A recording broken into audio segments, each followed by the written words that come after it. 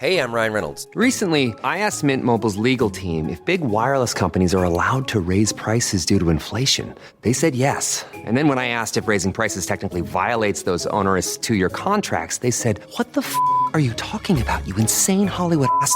So to recap, we're cutting the price of Mint Unlimited from $30 a month to just $15 a month. Give it a try at mintmobile.com/switch. $45 upfront payment equivalent to $15 per month. New customers on first 3-month plan only. Taxes and fees extra. Speed slower above 40 gigabytes. See details. You're listening to the Reversing Climate Change podcast by the team at Nori, the carbon removal marketplace. This is a show about the innovators and entrepreneurs developing solutions to climate change. I was at an event not long ago, and they did a fireside chat format, but they had clearly prepared a lot for it, and it almost felt like more stage managed than anything else, because they presented it as though it was going to be candid, but it felt so programmed that it was much worse than if they had just presented a thing as a speaker with a slideshow presentation that had clearly prepared very much in advance. So let's just not do that. Yeah, we definitely didn't do that because I don't have a script. So, yes, you're listening right now to the chronically underprepared Patrick Tsao, Nori's head of product. Just kidding. Patrick, longtime fan of the show, breaking his heart with his intro by publicly insulting him. Hi, Patrick. Thanks for having me, Ross. This is one of my favorite podcasts. Yeah. No longer though. You're listening to the Reversing Climate Change podcast, and as you probably know, I'm one of the co-founders of Nori, and I'm the director of creative and marketing here. And we want to do a product update. I think it's been several years since we've done this. We've had a lot of things going on, and we're overdue. Patrick, you've never even been on, so how long have you been here? Coming up on a year and a half. Year and a half, so that's a long time to go without a product update. So someone's listening right now, maybe they don't work at a tech company, they don't really know what product means. It has a sort of, if you're inside the industry, if you work at a tech company, you know what it means. But maybe if you're outside, it's just one of these fancy pants tech, pat ourselves on the back kind of department names. What even does it mean to work in product? That's a great question. I think all of us working in product are constantly trying to answer that question as well. But it's one of those jargony words that can mean as much as you want it to mean. But I think in the most kind of pure sense, at least how I think about it, is anything that could potentially impact customer experience could be counted as product. Oh my God. Is there anything outside of that though? And that's the problem, right? And marketing often says the same thing. So yeah, everything is marketing and everything is product. Good luck. Yeah, but I mean, I think every product leader starting at a new company should ask themselves the question, what is product and why do I deserve to be here, and what is my job and what value can I add? And I think in different companies, the services are different, and so how product or software or whatever your scope is fits in can be a little bit different, and that's kind of part of the challenge, is the job is different everywhere. Within Nori specifically, I think most of the job of product with regards to software today is to help us scale what we're doing and make us more efficient and be that supporting platform for whatever we need to do to reverse climate change. And so at the moment, it's things like importing data at scale and quantifying different farms and different fields based on crop event data. It's creating a user experience for folks to keep track of what credits they have and what credits have been issued, and enforcing certain rules around when retirement happens and whether trading can occur, making sure that growers get paid. And so all the kind of foundational stuff that has to happen for any of this to work is supported by software, and that's kind of what we're here to do. I've heard you describe it, the product discipline, as being tool makers. Yeah, tool makers for scaling. I've heard things similar to that. I'm wondering if maybe someone listening can't distinguish that from engineering. Are these synonyms? Is it different? Well, I think that engineering is a way to build product. And oftentimes, if you have unique needs and you're building your own software, then you obviously need engineers in-house to do that. But with these days there's so many no-code tools available that one could actually prototype and build something producty without any engineers involved, and that's entirely fine in some cases. And so I think product is supposed to be this more encompassing word of like, what tools do we give ourselves to help us do what we need to do? And engineering is perhaps one way to go about getting our hands on those tools. Does that help? So it seems like if I were in your shoes, I'd be looking ahead into generative AI and making sure there's a role for me to be the best possible AI shepherd I can be, so that if there's a future where engineering is made redundant a little bit by AI, or at least for certain functions, that there's still product leadership that needs to be done by an actual human, namely yourself.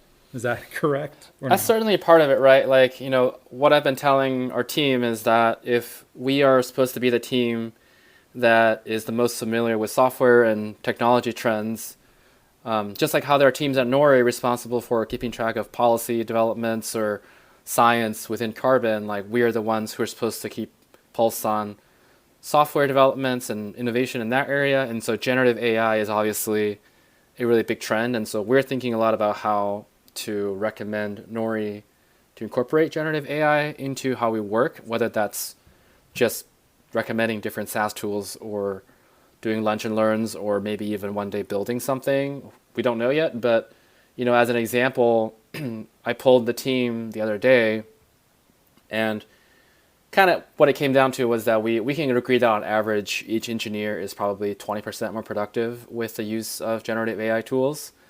And wow, that's yeah, cool. And I think that's quite neat. I don't know that generative AI will fully replace an engineering team, or any team for that matter, fully, but I think the job of the people who are on that team is about to change quite drastically. I mean, if you think about 20% productivity gain across our team of 5 engineers, that would mean that we've already pretty much created a headcount from our AI, right? Like if you add that together, we're doing the work of 6 people with 5, and things, concepts like the mythical man month would say that more people doesn't equal like linearly more productivity. And so if you have fewer people doing the work of more people, that's actually even more effective.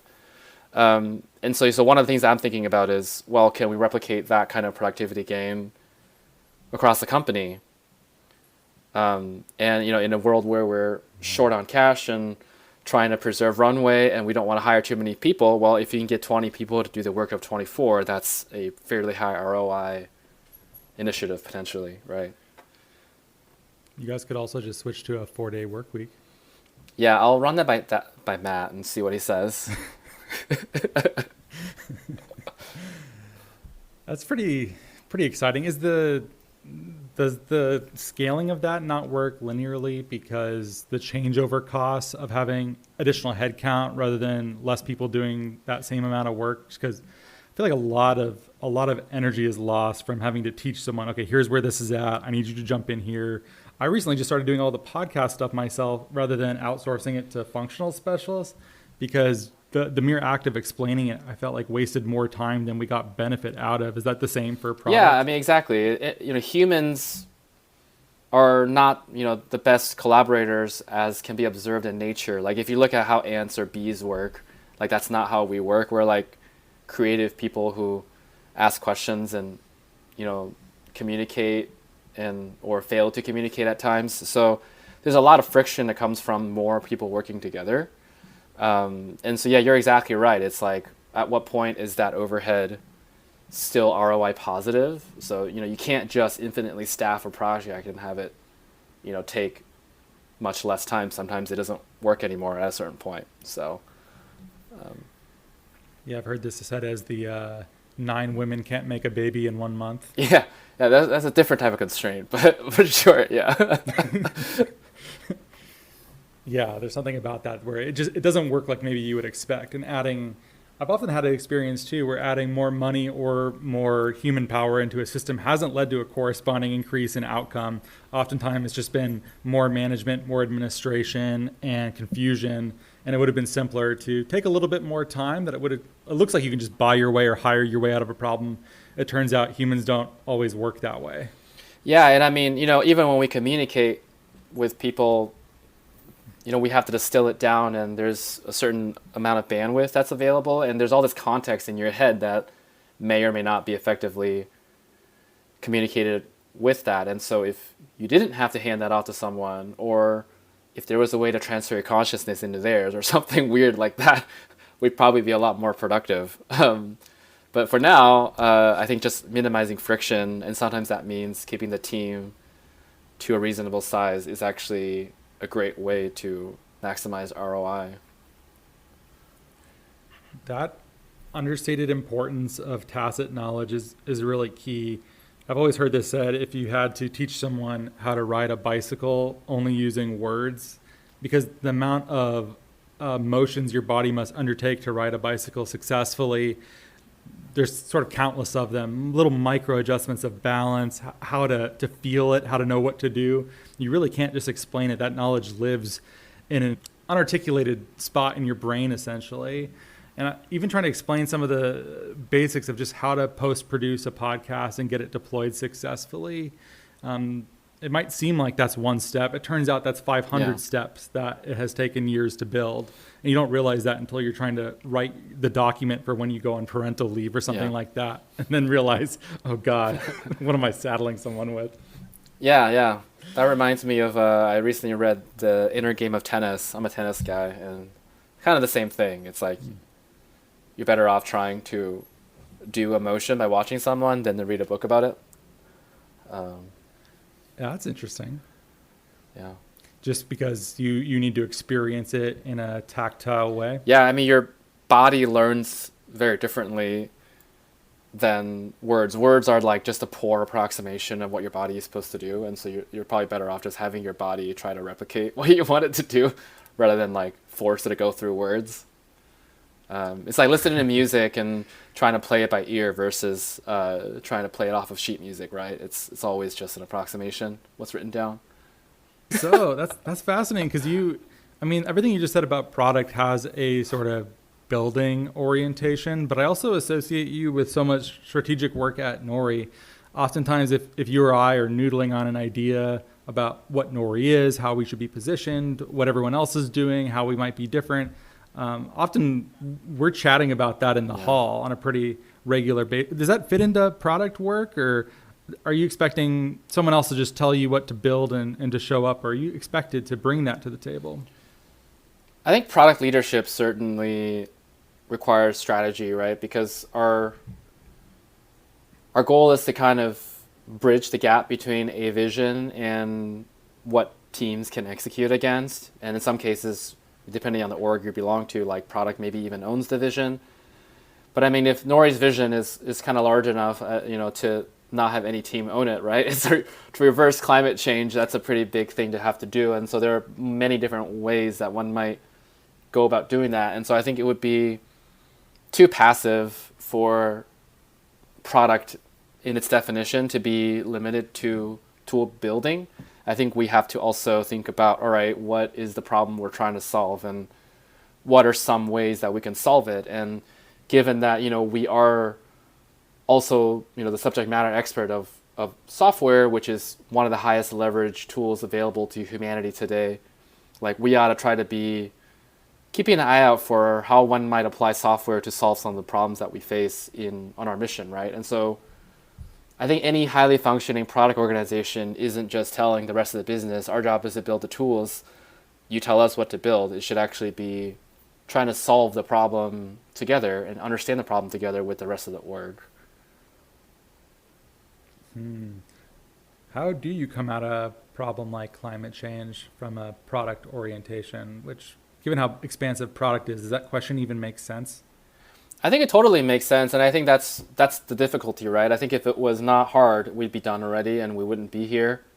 And so I don't know that anybody has the right answer to the question of how do you solve climate change. I think a bunch of us are trying, right, and doing our best, and despite our best efforts, you still see many nasty news articles, and carbon credits still don't have exactly the best reputation. And so I think we got a lot of work to do, but I mean, I think that there are a lot of different ways to think about like come at this problem, right? I mean, one of the ways that I think about a lot is like, you read a lot and talk to a lot of people, and the more that you read and talk to people, the more data points you have. And at first, those data points may not form a pattern, but at some point, they start to oftentimes. And even if a data point is outside of your industry, it could be inspiration at some point in the future.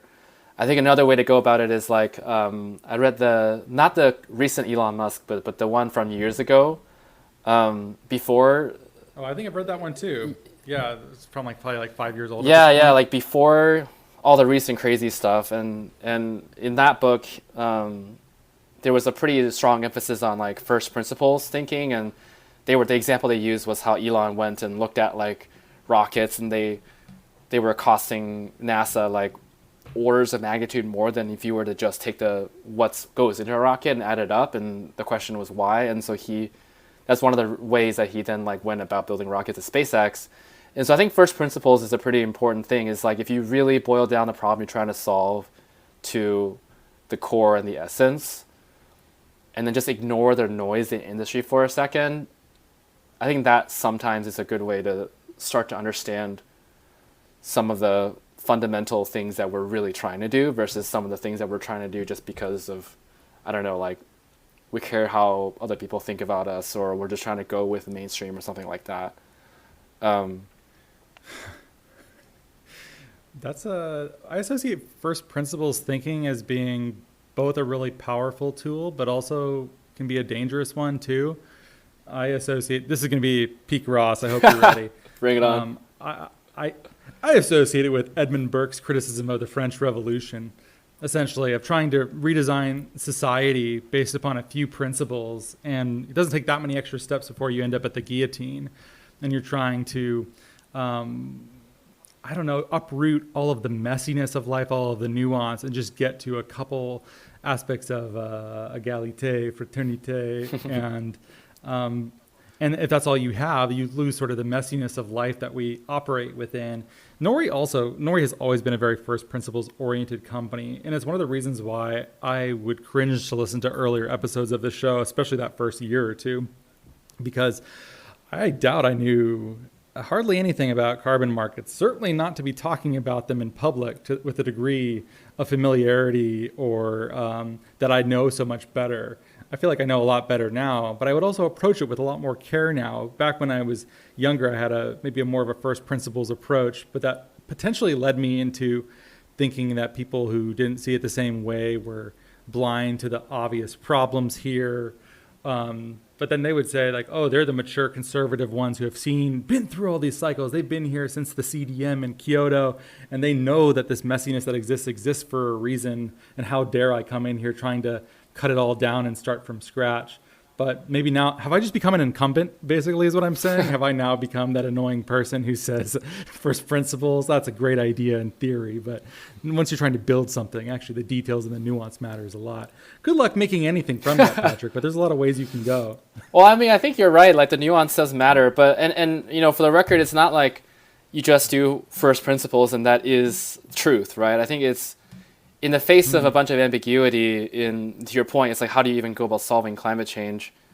We need all the tools we have available to even start to reason about some of these things, and that's just one of them. I think you can do a similar exercise with different premises, and maybe the triangulation of all of those things becomes truth at some point.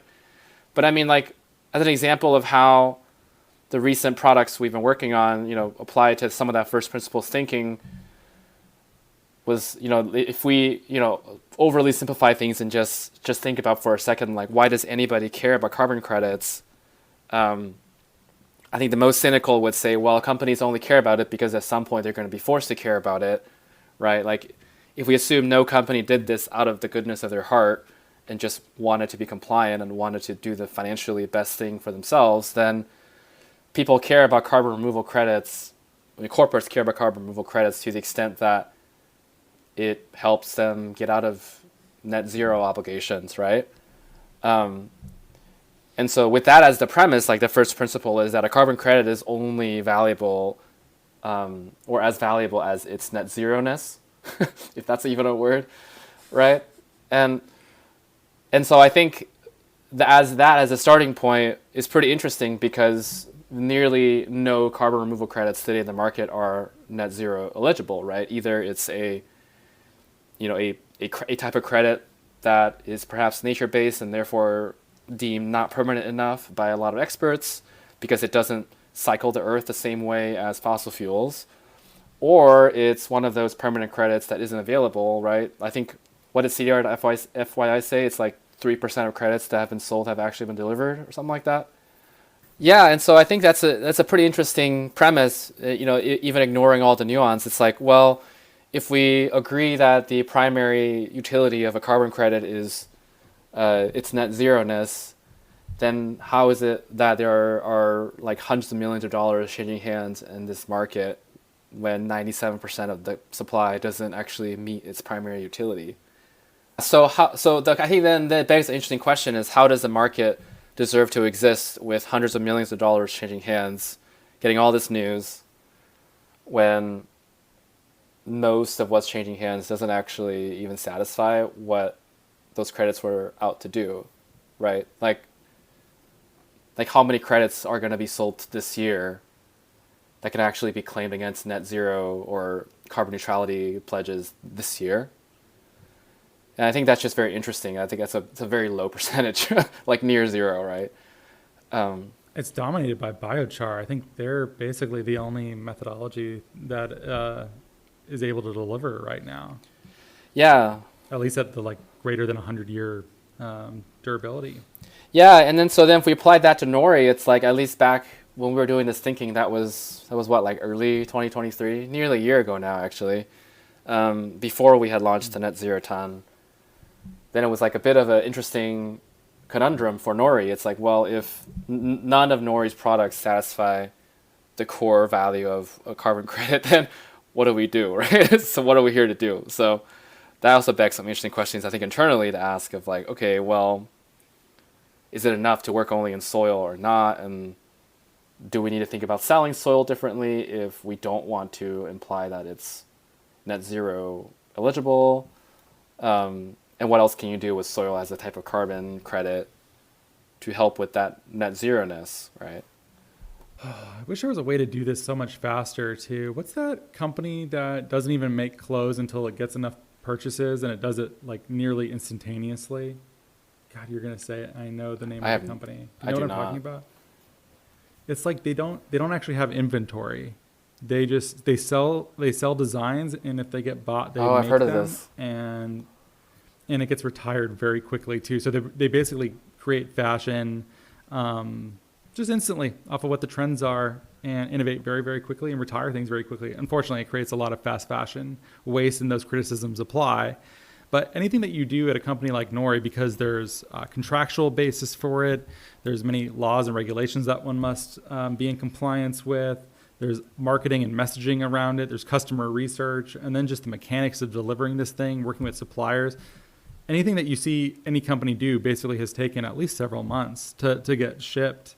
And who knows, like, is net zero even going to be the thing that people are going to care about a year from now? We got kind of lucky, and yes, turns out they do still care about it, but for how long? And how can you make it so that this innovation system goes much faster? So whatever supplants net zero, how do we stay ahead of that, essentially? Yeah, but regardless of what you call it, right, like, the truth is that fossil fuel emissions get emitted and stay in the atmosphere for a very long time. And so, like, going back to first principles again, then it must be the case that if we ever to define, like, what is a negative emission, it should follow a similar trajectory that's, like, nearly the exact opposite of one positive emission, right? Otherwise, the math won't work. And so if, like, the definition of a carbon removal credit that is net zero eligible is that representation of a -1 in carbon accounting standards,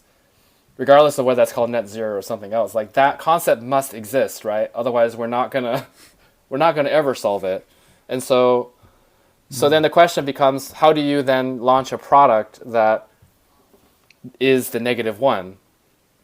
Like, accepting that this is a bit of a moving target, but, like, I think scientists actually have a fairly somewhat like pretty consistent view, I would say, right? What a -1 emission should look like out in nature, like what should it do to the Earth. How we actually get there, I mean, I think that's kind of more the MRV world. Yeah, there's some open questions, I think, about how long it must remain sequestered for it to count as a true -1. Is it 100 years? Is it 1,000 years? Is it 10,000 years? How much reversal risk are we okay baking in to a credit and calling it permanent or durable? There's a difference between those things. But yeah, broadly, I think there's more consensus probably than there's been in the past. Yeah, and I think that's what we talked about, why internally the idea of blending was interesting, right? Is that I think even though it is still a moving target, and blending might be a keyword that I shouldn't use publicly without explaining, but yeah, I mean, I think that it's a moving target, but I think it's now defined enough where perhaps one could reason about different types of carbon credits and how one might go about stacking or building a portfolio out of them to make it approximately a negative emission, according to the idea that a positive emission, if you assume that it's out in the world forever until you take it back in, then the negative emission ought to be one emission put away forever. Maybe we should introduce blending, reintroduce it. We've done shows on it previously. I'll link in the show notes to Radek and I talking about it.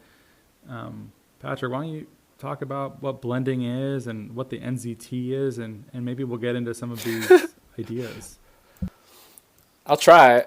So let's see. Blending first came about as an idea, actually from one of the brainstorms that you ran, Ross. Is this what Nori does? Yeah.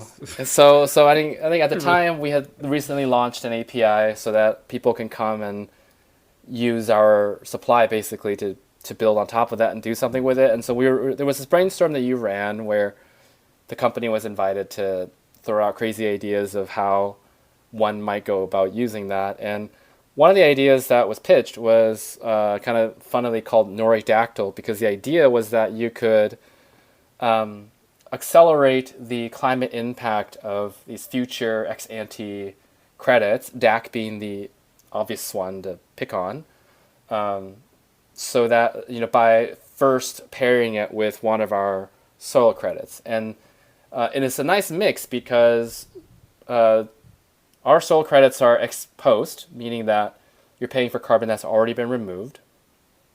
And so it's immediate impact, but it's not as durable as some of these other methodologies. And so it's kind of good at exactly the thing that these future credits are not good at, where a future 2027 vintage year DAC credit might be highly durable and hopefully permanent, but it's not available for 5-10 years. And so a natural criticism of that would be, well, we spend money on that now to develop the tech, but we're all kind of just waiting and hoping it comes to fruition.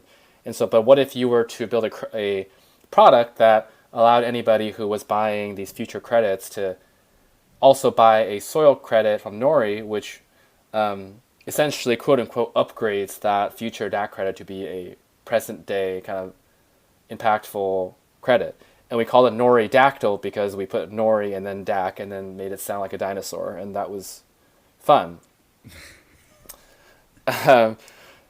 Yeah. Was it fun? For whom was it fun? For me, Patrick? it was. Yeah, was it definitely. Okay. Yeah. Sorry.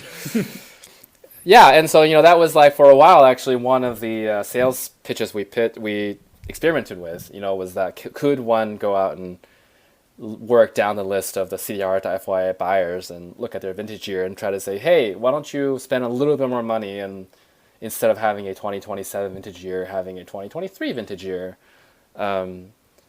Turns out that wasn't exactly the right hypothesis, but that's fine. It's still a good idea. And around this time, we got very lucky and got invited to the beta program with Stripe for their climate orders product, which recently launched as well. And so that was good luck because it enabled us to use our supply and build it on top of the Stripe Frontier supply, which tends to be the ex-ante future durable stuff.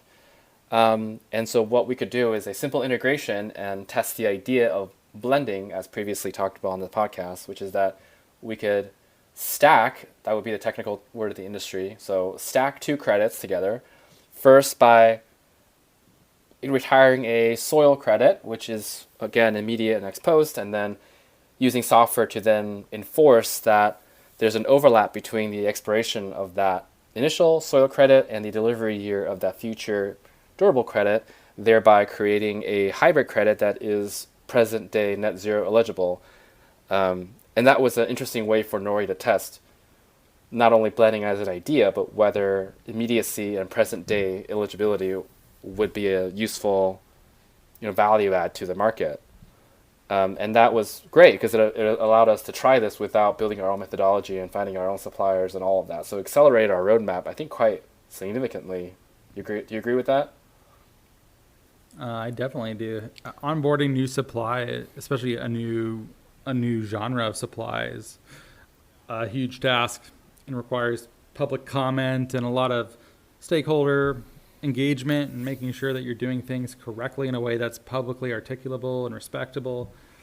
But Patrick, what you said is so complicated too. Can you explain it to me like I'm sitting in the kid's seat in a shopping cart at the grocery store? If only there was some way to explain this that would make sense to me, a small child. Explain what? The idea of blending?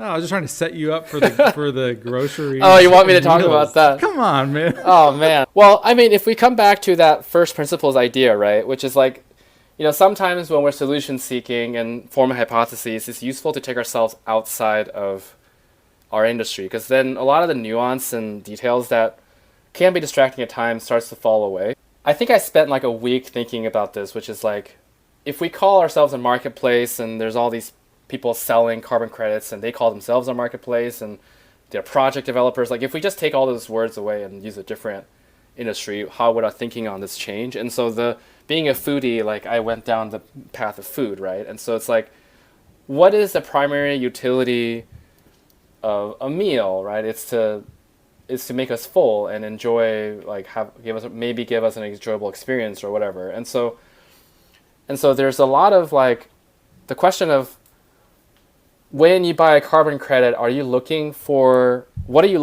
And if the primary value add of a carbon credit is its net zero-ness, then let's say that the primary utility of a carbon credit is to fulfill net zero. And so therefore, net zero-ness in credit is roughly the same as like a meal fulfilling your hunger. And so then if you keep following that line of thought, it's like, well, if somebody sells you a carbon credit, call it the Nori regenerative ton, which is a soil credit, therefore is not necessarily like net zero appropriate, how would that fall into that line of thinking, right? And so what are like ingredients that go into a meal that don't necessarily represent the entire meal? And so it's like groceries, right? And then today, and furthermore, in the climate kind of carbon world, there are all these consultants that people hire and to help them come up with like a carbon emissions management solution as a corporate, like how do you go about managing that? And so you can kind of think about like, if carbon credits are mostly not net zero eligible today, and there's like all this labor that goes into making them somewhat net zero eligible, or at least on the path toward net zero eligibility, then kind of the parallel is like, okay, a chef is responsible for cooking a meal out of groceries. And so therefore, like a net zero eligible carbon credit would be a meal, and Nori's soil regenerative ton credit might be one of those groceries. And so one might go about coming up with recipes that tell us, okay, given that you have a certain set of groceries, how could you turn those groceries into a meal?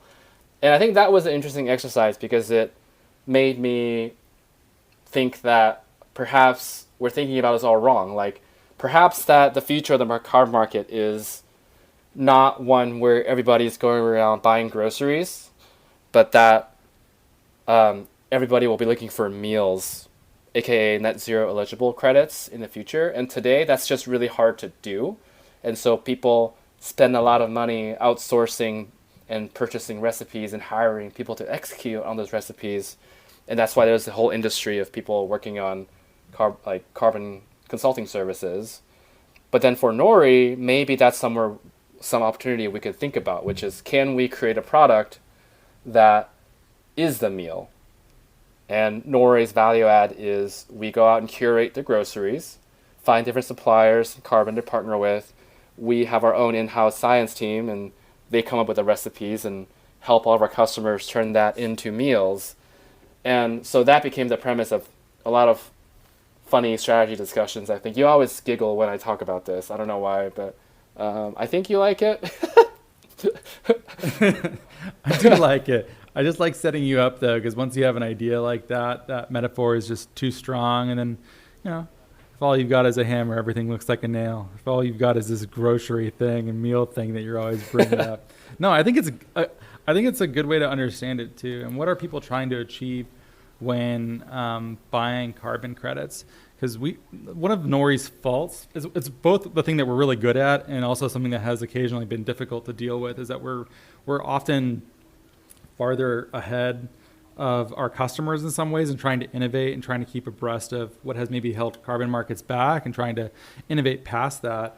And it would be really nice if we knew exactly what customer goals were and then could tailor portfolios to them. I mean, people are doing that too. If you wanted to hire many of the intermediaries out there that are more like consultants, they will help you do that. They will build a portfolio for you.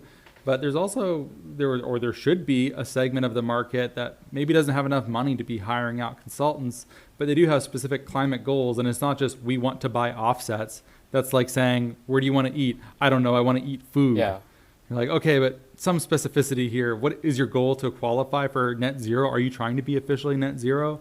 Do you want to engage customers and give them a chance to participate too? What do they care about? Do they care about supporting farmers?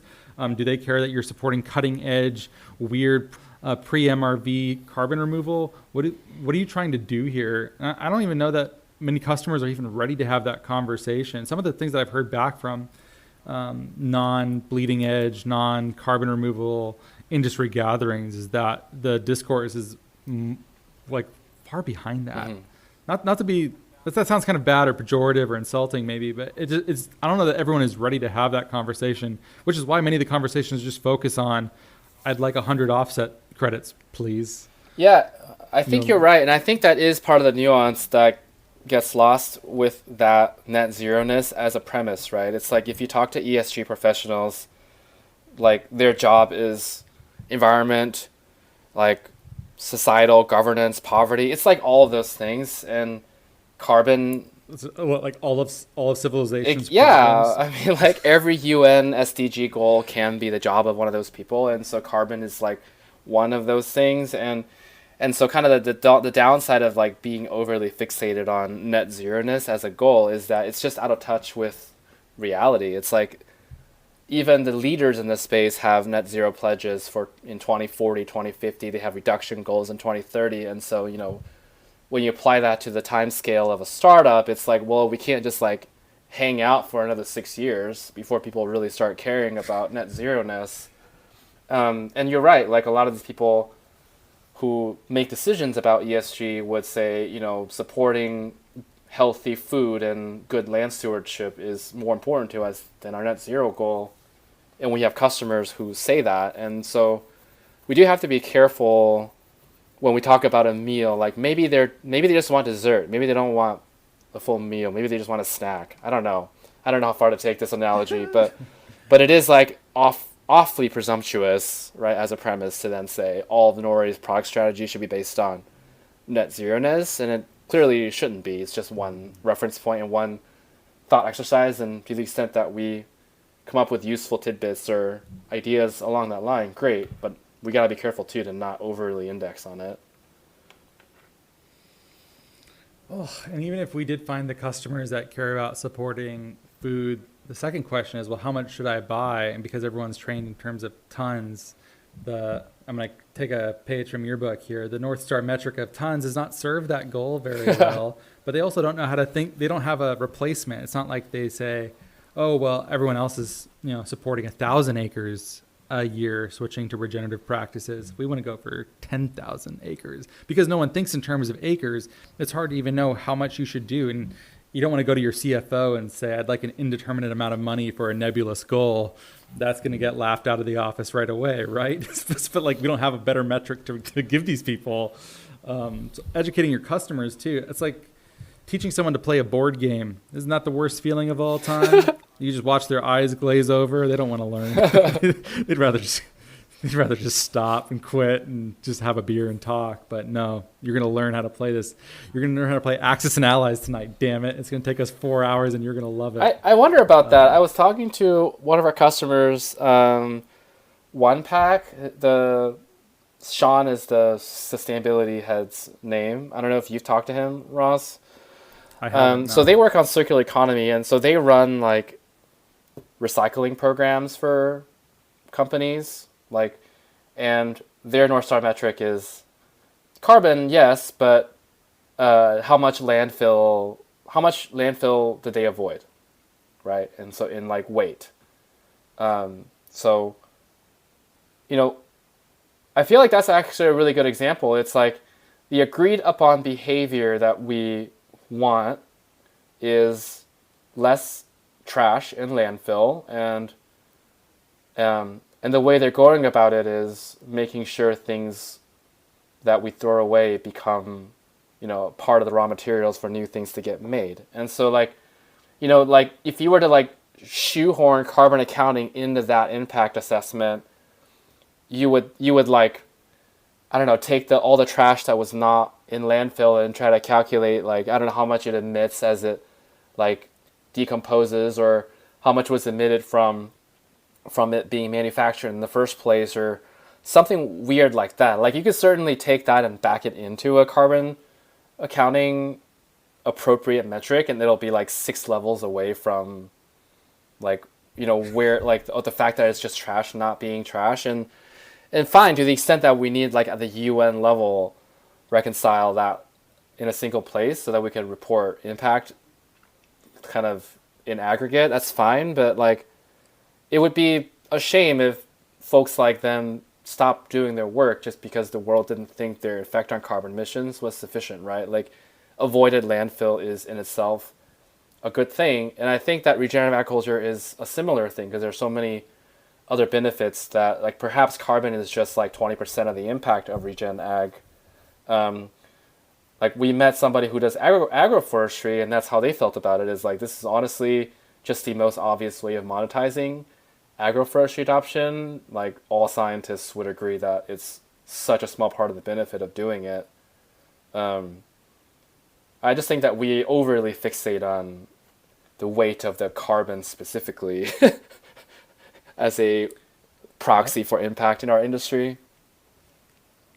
I don't know that I've encountered that many people who disagree, except especially in the early days of Nori too. We used to always talk about how one of the main problems with carbon markets is that we should be obsessively focused on getting ppm back to pre-industrial levels, but people were getting distracted with co-benefits and what does this do for all of these other causes simultaneously. And really, we should just be hammering on the main variable that we're isolating for is ppm. Anything else is bonus, but don't get distracted by this. But this is another case where Nori's living in the future too, because people don't want this ppm credit against the Earth's carbon budget. They want a story to tell, and that barcode story is pretty bad as far as stories go.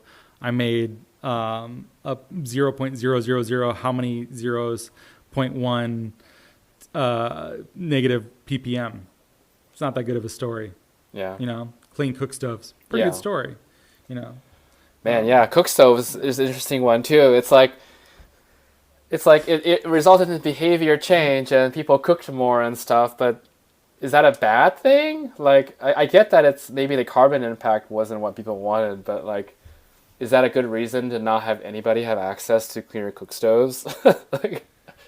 I mean, I had just assumed in the telling of that was a potentially a fine thing to care about. But yeah, I think the story of that is complicated. A lot of these projects are too, though. We gave away nets for malaria. Oh, and then the fishermen used them. And now they're microplastics in the ocean. Oh, great. Cool. Yeah. I mean, it's, analysis paralysis. It's like all these solutions, if you get deep enough into the weeds, you can make the argument that it's bad. It's like I gave you my EV rant, right?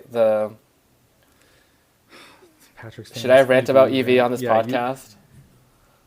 I can duplicate for you mostly because I have to run in just a minute, but you love your EV so much that you want to drive it more, and therefore you curved yourself by loving your EV. Is that right? Yeah. I mean, if I cause more traffic, then should that take away from the carbon emissions that I've helped reduce by not driving an ICE car? I don't know. And is it possible that EVs drive themselves and end up actually net emitting more carbon? I don't know. Somebody should run the numbers on that. I don't know. The LCA people are a very special type of nerd, and I'm sure they'd be happy to oblige you on this, but those sorts of questions are never ending. Well, thanks, Patrick, for being here. We'll just do it again. We need to do more regular product updates. I think people who work in product but maybe haven't broken into Climatetech would love to hear more about your experience. And there's a lot to talk about from a product point of view / your personal point of view. I'm not sure how much of that is fair to attribute to product versus you in particular. But thanks for hanging out with me. Having me. Thank you so much for listening. If you could please subscribe and give us a great rating and review on Apple Podcasts or a rating on Spotify, that'd be much appreciated. It helps us get our content out to more people. You can sign up for our newsletter at Nori.com, follow us on social media, and we will catch you next time.